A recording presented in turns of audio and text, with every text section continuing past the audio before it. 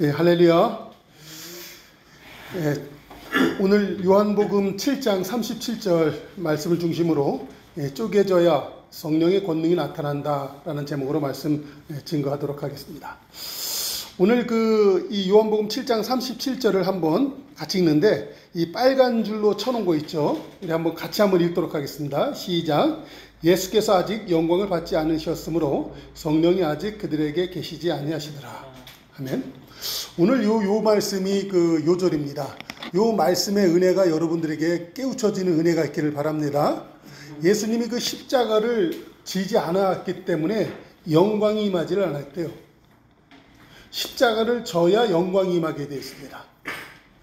오늘 우리 성도들에게 이 하나님의 이 십자가를 지는 삶을 통하여서 하나님의 영광 가운데 살아가는 그런 은혜가 있기를 축복합니다. 할렐루야. 자, 근데 우리가 말씀 전에 우리 이런 걸 한번 생각해 보십시다. 우리가 처음에 그 신앙생활 할 때는 그 성령의 권능이 막 나타나요. 그리고 이 믿음의 이 진보가 있습니다. 그런데 처음 믿을 때, 처음 신앙생활 할 때 막 그런 것들이 대부분 보면 성도들이 그런 게 있습니다.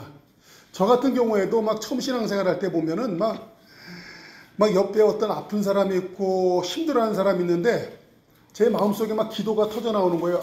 저 집사님 지금 아파서 죽는다고 하는데 내가 기도해 주면 낫겠다. 근데 차마 그분한테 내가 손을 얹고 기도해 줄 용기는 없고 또 내가 나이가 어리니까 이 육신적인 생각일 수도 있는데 괜히 그렇게 하면 건방지다는 생각이 할 것 같아서 차마 손을 얹고 기도하지 못하고 마음속에 얼마나 간절히 기도했는지 몰라요. 그랬는데 진짜로다가 그 죽을 병에 걸렸던 그 집사님이 살아나는 은총을 잊게 되었어요. 그 교회에서는 아무도 몰라도 나는 알아. 내가 기도해서 하나님이 응답하셨구나.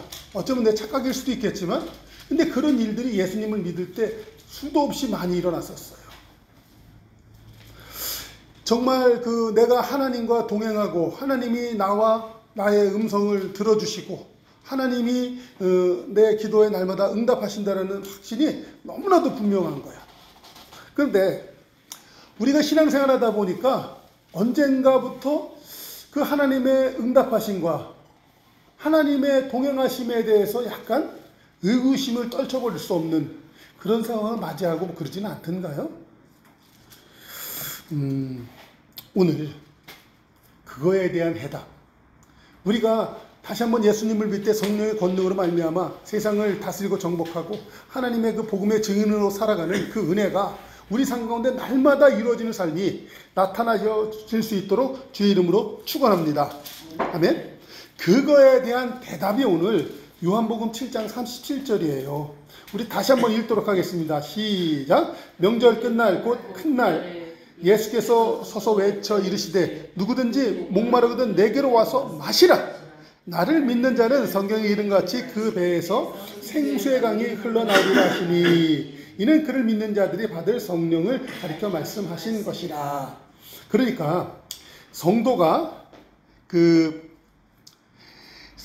예수님이 주시는 물을 마시면 그 배에서 생수의 강이 흘러 넘치게 되는데 그것이 바로 성령을 받은 것이고 성령의 권능으로 살아가는 삶의 시작이 된다라고 얘기하는 거예요. 그런데 여기서 보십시다.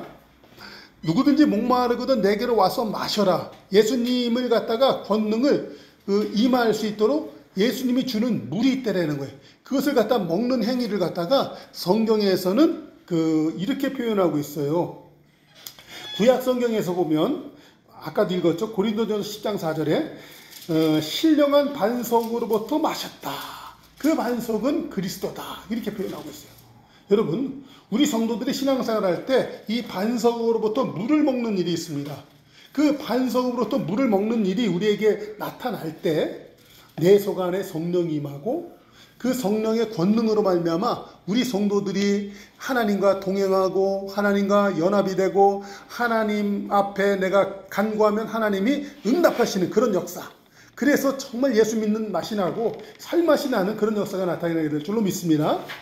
그러니까는 성경에서 말하는 이 반성은 그리스도다 하는 것에 대한 이 분명한 인식이 있어야 되는 거예요. 보면은 예수님께서 가장 사랑했던 사람 중에 한 분이었던 그 다윗 왕 같은 경우에도 시편 18편 2절에서 보면 나의 반석이시오. 여호와는 나의 반석이라고 얘기하고 있어요. 성경에서는요, 하나님을 갖다가 반석으로 표현하는 거예요. 반석. 이 요셉도 그렇게 얘기합니다. 창세기 49장 24절에서 보면 이 이스라엘의 반석인 목자의 손을 힘입었다라고 얘기하고 있어요. 이스라엘의 반석이신 목자의 손을 힘입었을 때 요셉이 그렇게 힘이 세서 요셉의 활은 도리어 굳세고 그의 팔은 힘이 있었으니 이는 야곱의 전능자 이스라엘의 반석인 목자의 손을 힘입음이었기 때문에 그렇다. 여러분, 그러니까 우리 성도들은요, 이 반석 대신 그 하나님 예수 그리스도로부터 흘러나오는 그 물을 먹어야 되는 거예요. 그러니까는 근데 중요한 것은 이 반석이 보면 이렇게 돼 있어요. 그 출애굽기 17장 5절 한번 보십시다. 출애굽기 17장 5절을 보면 이렇게 돼 있어요. 같이 읽어봐요. 시작. 여호와께서 모세에게 이르시되 백성 앞을 지나서 이스라엘 장로를 데리고 나일강을 치던 내 지팡이를 손에 잡고 가라. 내가 호렙산에 있는 그 반석 위에 거기서 내 앞에 서리니 너는 그 반석을 치라. 그것에서 물이 나오리니. 이렇게 됐어요. 반석을 칠 때 거기에서 물이 나온다는 거예요. 근데 여기 성경에서는 그렇게 기록되지 않았는데 세밀히 보면 이렇게 돼 있어요. 그 반석은 통반석이에요. 근데 그 반석을 치라고 돼 있죠. 반석을 칠 적에 반석이 쪼개지는 거예요. 그래서 그 반석이 쪼개지면서 그 틈새로다가 물이 나오게 돼 있는 거예요. 다시 말해서요. 자, 오늘 그 요한복음 그 7장 그 37절에 보면 예수께서 영광을 받으시지 않았으므로 성령이 아직 그들에 계시지 않았다 그랬죠. 그러니까 예수님이 영광을 받았다는 것은 십자가에서 죽으심이에요. 십자가에 매달리시는 거예요. 그럴 적에 그의 몸이 쪼개지는 거예요.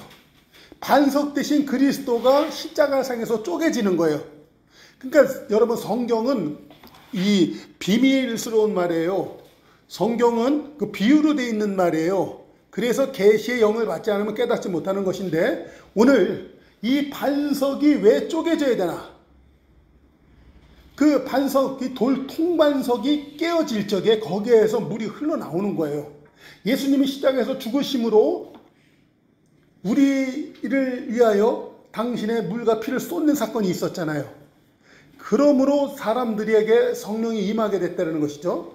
마찬가지로 이 구약성 시대 때는요, 이 무리바 반석을 갖다가 침으로 그거 깨져서 거기서 물이 나왔던 것처럼 예수 그리스도께서 십자가에 달려 죽으심으로 물과 피를 쏟는 사건을 통하여서 우리 성도들에게 성령이 임하게 됐다라고 성경은 이야기하고 있는 줄로 믿습니다. 그런데 여기서 중요한 것은 여러분, 그리스도인이라는 것이 무엇입니까? 그리스도인이라는 것이 예수님을 닮아서 우리도 예수님처럼 행하고 살아간다는 것이 그리스도인이에요. 그러면 우리 그리스도인이라는 것도요, 예수님이 통반석으로 표현이 됐는데 그것이 이 하나님의 지팡이로 치니까 쪼개져서 물이 나왔죠. 마찬가지로 우리 성도들도 우리 마음속에 이 통반석이 있습니다. 반석. 그것이 깨져야 거기에서 생수가 흘러나오게 된다는 거예요. 아셨어요? 그러니까 성도들이 신앙생활을 할 때 이 내 심령이 통반석이야. 통반석인데 이 반석이 깨진 사람이 있고 안 깨진 사람이 있어요. 그러니까는 안 깨진 사람한테서는 생수가 흘러나올 수가 없어. 깨져야 된다는 거예요. 할렐루야. 설교의 결론을 말씀을 드린다면 내 심령은 하나님 앞에서 통반석인데 이 통반석이 하나님의 말씀의 지팡이로 깨진 사람에게서는 생수가 흘러나와. 그래서 성령의 권능이 나타나고 하나님과 연합이 되고 하나님과 동행하는, 기도하면 응답이 떨어지는 그런 역사가 막 나타나는데 어떤 사람은 이 통반석 그냥 상태로 있어. 그러니까 깨져 있지가 않아. 그러니까는 거기서 생수가 흘러나오지를 않는다, 이 얘기예요. 아멘이 되십니까? 자, 성경에서는 이렇게 얘기하고 있죠. 고린도후서 10장 4절 한번 보십시다. 고린도후서 10장 4절에 보면 이 견고한 진이라는 말이 있어요. 견고한 진. 그러니까 우리의 마음이 견고한 진이가 단단한 돌덩어리야. 그렇기 때문에 하나님은 이것을 갖다가 깨트리기 위해서 때로는 하나님의 지팡이가 연단의 지팡이가 되어서 이것을 갖다가 막 깨트리는 거야. 깨트리는 거. 그러니까는 하나님께서 때로는 이 질병의 이 막대기가 있습니다. 물질의 막대기도 있습니다. 고난의 막대기도 있습니다. 가정의 막대기가 있어요. 가정에. 집집마다 그 문제 있는 사람이 있죠. 때로는요, 이 자식이 문제입니다. 이 자식의 이 막대기가 있습니다. 이곳으로 막 후려치는 거예요, 하나님이요. 그럴 때, 내 인생은 고난 위에서 났구나 한탄하지 마시고, 하나님이 이 견고한 진으로 아주 그냥 여리고 성보다도 더 견고하게 쌓여져 있는 하나님 앞에서 원수된 이 산성과 같은 못된 것들 있잖아요. 이거를 무너뜨리려고 하는 그런 마음이 여러분들에게 있으셔야 될 줄로 믿습니다. 아멘? 근데 이게 왜 그러냐면요. 우리가 그리스도인이라고 그랬잖아요. 사실 예수님이 이 땅에 계실 때도 예수님도 그랬던 거예요. 왜냐하면 예수님께서 이 십자가 지기 전날 이 겟세마네 동산에서 기도한 사건 아시죠? 예수님도 이 겟세마네 동산에서 기도할 때 이렇게 얘기하잖아요. 아버지, 내 뜻은 이거 십자가 지려니까 너무나 힘들어요. 그러니까 이 잔을 내게서 옮기시옵소서. 그러나 내 뜻대로 되지 말게 하시고 아버지 뜻대로 되기를 원합니다 하고 자기의 고집과 생각, 견해를 내려놔요. 그리고서 예수님이 하나님 앞에서 막 기도할 때 거기에서 누가복음 22장 44절에 보면 예수께서 힘쓰고 애써 더욱 간절히 기도하니 땀이 땅에 떨어지는 빗방울같이 되었더라. 예수님께서도요, 하나님 앞에 자기의 견해, 고집, 생각, 이 견고한 진성에서 나오는 못된 생각들을 갖다가 하나님 앞에서 다 내려놓고 간절히 기도할 때 예수님 마음속에 있는 견고한 진이 무너진 줄로 믿습니다. 그때 그의 입에서 터져나온 것은 내 뜻대로 되게 하지 마옵시고 아버지 뜻대로 되기 원합니다. 그리고 그 육체에서는요, 이 땀방울이 핏방울같이 변하는 역사가 나타나게 된 거예요. 여러분, 우리 성도들이 신앙생활할 때 이 과정이 있어야 돼요.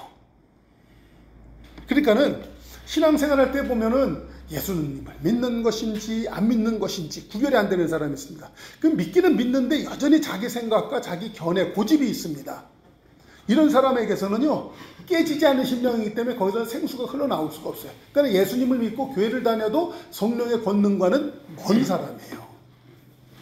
우리가 이제 저쪽 신기촌에서 9월동 이쪽으로 이사 왔는데 이제 오늘부터 우리 큰빛교회 성도들에게 이런 하나님 앞에서 이 통반석과 같은 이 견고한 심령인 이 내 마음이 깨져가지고, 그쵸? 하나님의 말씀의 지팡이로 깨지는 거예요. 믿음의 지팡이로 깨지는 거예요. 그래서 이 내 마음 속에서부터 하나님의 성령의 생수가 흘러나오는 그런 은혜가 있을 수 있기를 축복합니다. 아멘. 할렐루야. 아멘. 여러분, 성도들이 이 땅에서 살아갈 때 이게 있는 거예요. 자기 마음속에 이 선악과 따먹은 사건이 있습니다. 선악과 따먹는 사건. 첫사람 아담이 창세기 3장에서 보면 이 선악과를 따먹는 그런 사건이 있었는데 오늘날도 보면은 우리 성도들이 나름대로 선악과를 따먹습니다. 예수님 믿으면서. 그것은 바로 그게 견고한 진에서 나오는 것들이거든요. 이 선악과를 따먹는다는 것은 단순히 어떤 열매 따먹고 사과 같은 거 뭐 따먹었다 이런 게 아니라 하나님의 법을 어기는 거예요. 하나님의 뜻을 버리는 거예요. 하나님 생각보다 내 생각이 앞서는 거예요. 하나님의 유익보다는 자기의 필요를 위해서 살아가는 거예요. 그것이 욕심이라는 것입니다. 그런 것 생각 속에서 판단하고 살아가는 그 모든 삶, 그런 것들이 선악과를 따먹은 삶이에요. 그런데 그런 이 선악과를 따먹은 삶 속에서는요, 절대 하나님의 생수가 흘러나오지를 않습니다. 오늘 말씀에도 보면 누구든지 목마른 자는 내게로 와라. 와서 마시면 그 배에서 생수의 강이 흘러 넘칠 것이다 그랬어요. 여러분, 성도 심령 속에 이 생수의 강이 흘러 넘치는 사람이 있습니다. 사람의 몸은 이 물로 되어 있다고 그랬잖아요. 이 지구, 우리의 살아가는 이 지구도 5대양 6대주가 돼서 5대양 6대주가 돼 있어서 이 바닷물이 넘실거릴 때 온 세계가 풍요로운 거 아니에요? 내 심령에서도 하나님의 생수가 풍성히 막 흘러 넘치는 사람이 있습니다. 그런 사람은요, 만사 형통하게 될 줄로 믿습니다. 여러분, 성경에서 본 요셉이 이 감옥에도 가잖아요. 그렇죠? 저기 강간범으로 몰려가지고 형들한테 팔려갖고 애국으로도 팔려나가고 그러지만 그는 신약의 예수님의 말씀, 오늘 말씀대로 그 배에서 생수의 강이 흘러 넘치는 사람이었던 거예요.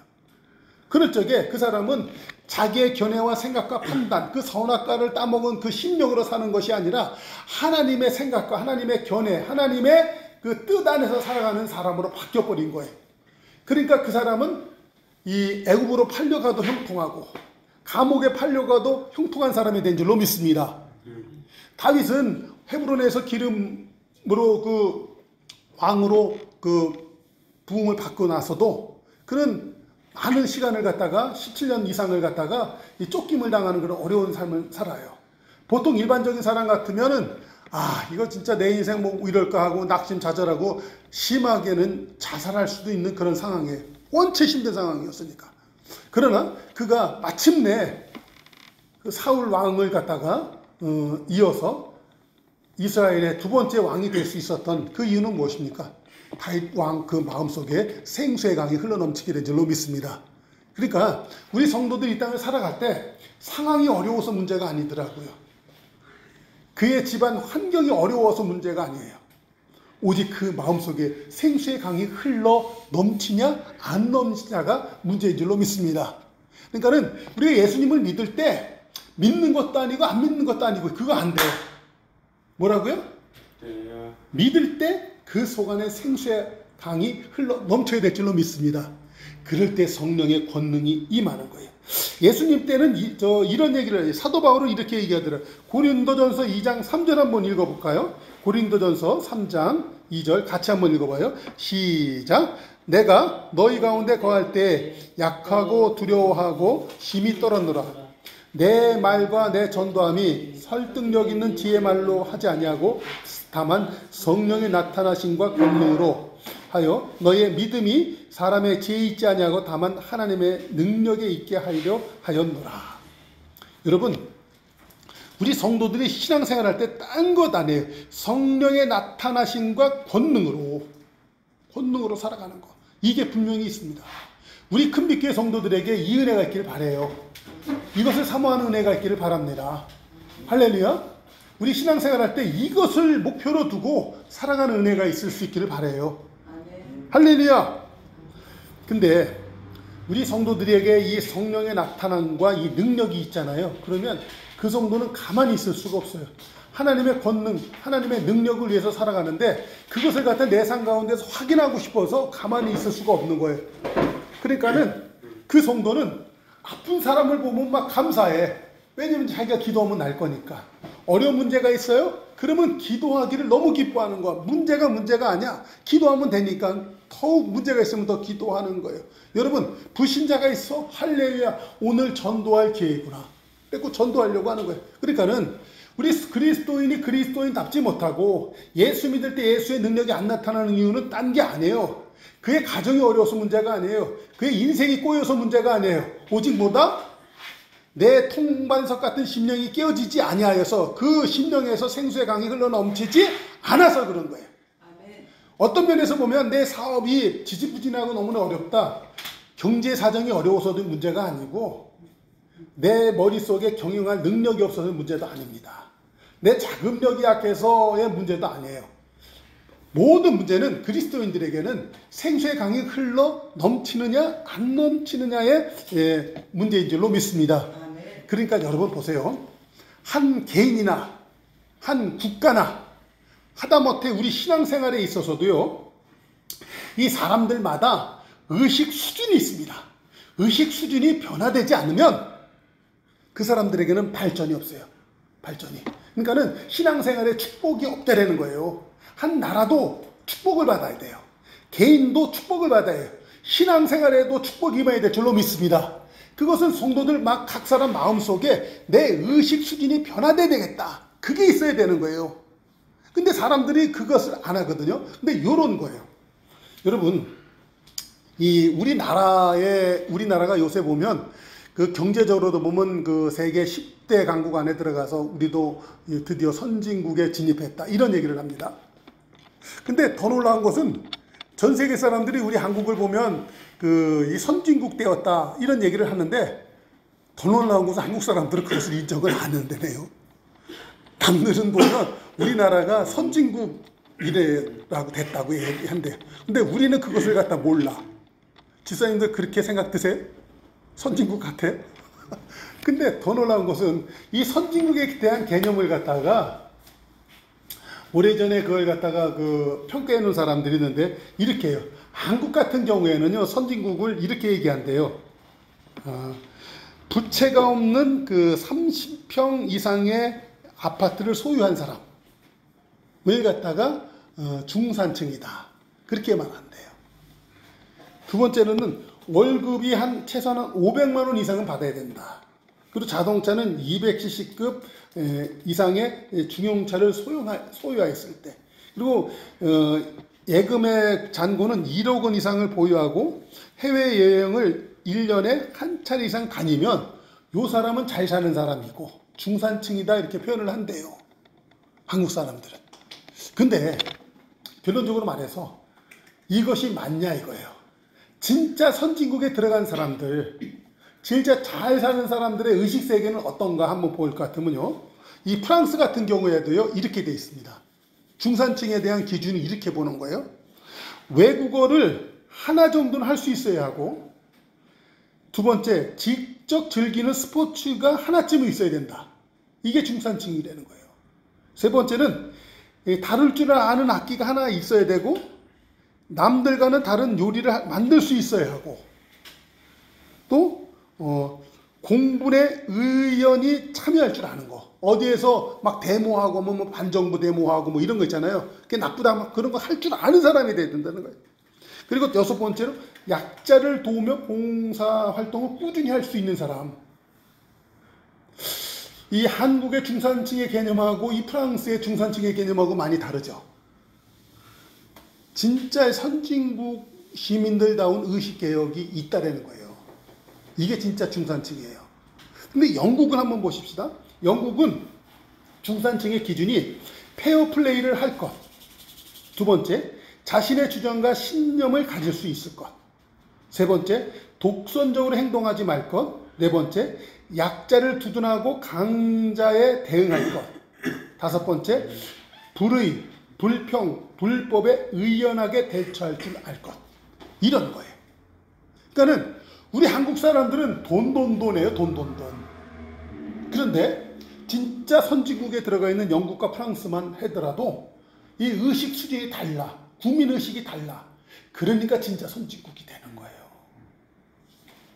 외국 사람들이 보면 물질적인 기준으로 우리 판단을 해보니까 한국 사람 잘 살아. 그래 경제지표에 의해서 선진국이 있는데 우리가 못 느끼잖아요. 의식 수준이 안 바뀌어서 그럴 거예요. 여러분, 한 국가도 의식 수준이 바뀌어야 진정한 선진국으로 올라가는 것처럼 우리 성도들이 신앙생활을 할 때 진정한 그리스도인이 된다는 것은 이 축복신앙 이것이 중요한 것이 아니라 교회가 우리가 저쪽에서 이쪽으로 옮겨서 좀 깨끗하고 밝은 환경에서 바뀌었다고 우리가 좋은 교회가 되는 것이 아니라 진짜 내 머릿속에 신앙의 의식이 분명히 바뀌어야 되는 거예요. 그것은 무엇이냐면 이 통반석 같은 내 마음 견고한 심령 속에 하나님의 은혜로 이것이 깨져야 되겠다는 거예요. 그래서 내 심령 속에서 내 생각과 내 의지와 고집이 깨어지고 하나님의 견해와 뜻과 하나님의 원하시는 그 진리의 말씀대로 살아가려고 하는 그것이 내 속 안에 있을 때 그게 깨진 거예요. 거기에서 생수의 강이 흘러넘치게 될 줄로 믿습니다. 아멘. 오늘 저는 설교의 제목을 이렇게 정의했어요. 내 심령이 깨져야 성령의 권능이 나타난다. 여러분 이 말씀에 아멘 할 수 있습니까? 한번 여러분들 장난 같지만 옆에 있는 분을 한번 보십시오. 옆에 있는 분이 정말 그 심령이 견고한 반석인가 아닌가 그걸 보세요. 너무나 견고해서 자기 생각으로 가득 차 있는 사람이 있습니다. 그 사람에게는 성령의 권능이 안 나타나요. 그런데 어떤 사람은 깨져 있어요. 그 사람은요, 정말 성령이 함께하고 하나님의 뜻이 무엇인지 자기의 생각과 견해를 내려놓고 하나님의 뜻과 의지에 의해서 움직이려고 하는 사람들이 있어요. 그런 사람이 진정한 그리스도인이에요. 이런 사람이 진정한 하나님 나라, 진짜 어떻게 보면 선진국 시민 같은 사람이 되는 거예요. 우리 큰빛교회에 오늘 이 설교 제목같이 쪼개져야 성령의 권능이 나타난다. 이 말씀이 여러분들에게 온전히 임하는 그런 역사가 나타날 수 있을 주 이름으로 축원합니다. 할렐루야. 기도하겠습니다. 좋으신 아버지 하나님, 오늘 쪼개져야 성령의 권능이 나타난다는 말씀을 통해서